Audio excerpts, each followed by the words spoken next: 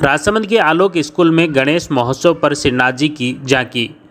आलोक उच्च माध्यमिक विद्यालय राजसमंद में गणेश महोत्सव पर श्रीनाथ जी की आकर्षक झांकी सजाई गई। कार्यक्रम में जिला परिषद के सीईओ हनुमान सिंह राठौड़, आलोक संस्थान निदेशक डॉक्टर प्रदीप कुमावत, प्रशासक मनोज कुमावत, प्राचार्य ललित गोस्वामी व सहायक प्रशासक ध्रुव कुमावत ने गणेश जी प्रतिमा के समक्ष महाआरती की।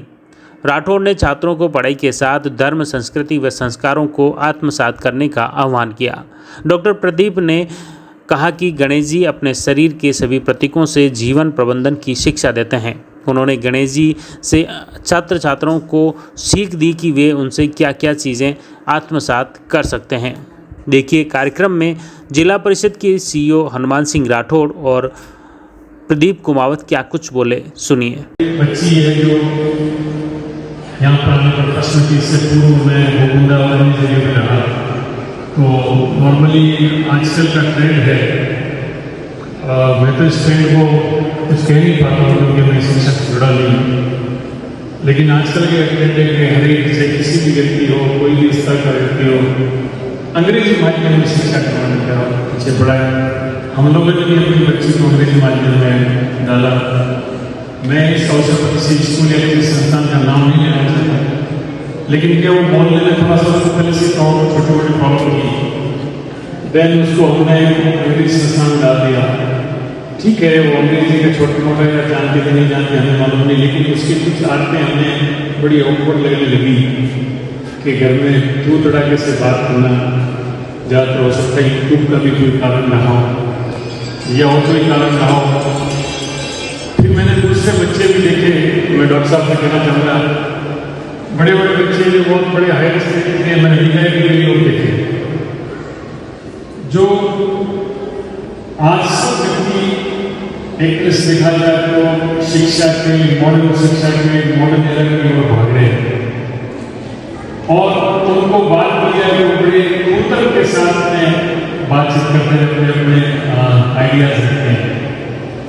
मैं ग्रामीण प्रवेश का व्यक्ति हूँ और मैंने शुरू से ये सीखा है कि शिक्षा केवल आखिर ज्ञान या किसी सब्जेक्ट का ज्ञान होना शिक्षा नहीं है। आप एजुकेटेड का मतलब केवल मात्र आखिर ज्ञान होना है, किसी सब्जेक्ट बारे में जानकारी होना नहीं है। एजुकेटेड मतलब आपको सभी प्रकार का आपका विकास होना आवश्यक है। उसको जिस भी धर्म में है या किसी में उसकी आस्था है या कोई भी उसको पूरे उसकी प्रति आस्था रहनी चाहिए, उसके प्रति कर्तव्य रहना चाहिए, क्योंकि इस आस्था और इस धर्म से आप लोगों में सहिष्णुता और मानवता आती है। यदि आप इस पर विश्वास नहीं रखते तो आपके लिए ह्यूमैनिटी पैदा नहीं हो सकती। आज बड़े बड़े शहरों में आप देखते हो क्राइम हो रहे हैं, उसका मुख्य कारण यही है कि वो लोग कभी इस चीज़ से मेरे हिसाब से जुड़ा हुआ नहीं। मुझे बड़ी खुशी है कि मैं 4 महीने यहाँ का टेनियर हुआ और मेरी बच्ची ने यहाँ आलोक में मैंने प्रवेश हमने मेरी पत्नी ने डिस्कस किया। अल्टीमेटली यहाँ पर काफ़ी ऑप्शन थे, बट हमने कहा नहीं, इसको आलोक में डालेंगे।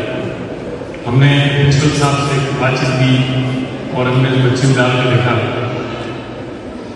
मैं बाकी में आप मेडिकल या कोई भी समझो, मेरी बच्ची में बहुत सडन चेंज आए, छोटे से किए उसको बातचीत करने का तरीका आ गया, उसको आप कहने का तरीका आ गया। हालांकि हमारे घर में भी प्रार्थना भगवान के सब नाम कर होते, लेकिन वो हमारे साथ शामिल हो गए, बड़ी जोर जोर आवाज में गाना। तो आजकल लोग बात पता नहीं उसको क्या लेते हैं कि बच्चियों को मॉडर्नाइजेशन होना चाहिए, लेकिन ज्ञान के रूप से भी मॉडर्नाइजेशन होना आवश्यक है।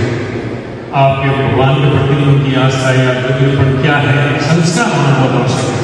शिक्षा का संस्कार की बहुत ज़्यादा जरूरत है और आने वाले दिनों में इसकी नितांत आवश्यकता है, क्योंकि अपन आजकल सब एजुकेटेड हो रहे लेकिन संस्कारवान नहीं हो रहे।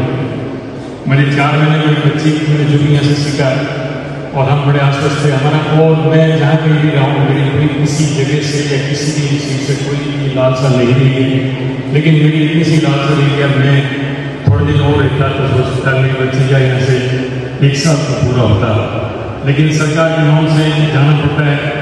मैंने ट्रांसफर होती प्रिंसिपल साहब से मेरी बात हुई थी तो इनको मैंने यही प्रश्न पूछा, मुझे क्या डूंगरपुर में भी आपकी संस्था है कि नहीं? तो मैं ऐसी जरूर पूछने अपने बॉस से कि आपसे मिलती जुलती कोई संस्था हो, चाहे वो कैसी हो, मैं मेरे बच्चे को वहीं डालना चाहूँगा। बीइंग आईएएस अफसर मैं ये फील करता हूँ कि ऐसे संस्थान जहाँ पर मतलब मॉडर्न एजुकेशन के साथ साथ में अपने आस्था के रूप में भी अगर ज्ञान दिया जाता है तो वही सर्वांगीण विकास है। चाहे आज के टाइम में आप आगे जाके एडमिनिस्ट्रेशन बने, चाहे शिक्षक बने, मैं आप लोगों से ये कहूँगा कि आप आगे जाकर जो भी अगर बनना चाहें, लेकिन पूर्णतः एक संस्कारवान भारतीय नागरिक बने, यही मेरी सभी बच्चों से अपेक्षा है। बीच में ये तय करने की बात आई बच्चों कि श्रेष्ठ कौन, सारे देवी देवता उस परीक्षा को देखने के लिए उपस्थित कार्तिक के मयूर पर बैठे हुए हैं। गणपति अपने समय के साथ ने बोला कि इस पूरे अखिल ब्रह्मांड की जो परिक्रमा लगाकर सबसे पहले पहुंचेगा 3 बार परिक्रमा करके उसको हम श्रेष्ठ घोषित करेंगे।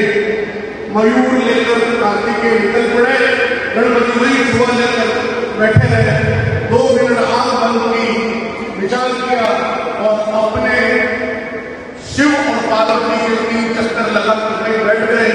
कार्तिकेय तक 3 भ्रमण करके आए, उन्होंने देखा ये तो नहीं बैठा हुआ गणेश, मुस्कुराए, उन पर व्यंग किया कि ये तो अभी तक शुरू ही नहीं हुआ, मैं जीत गया।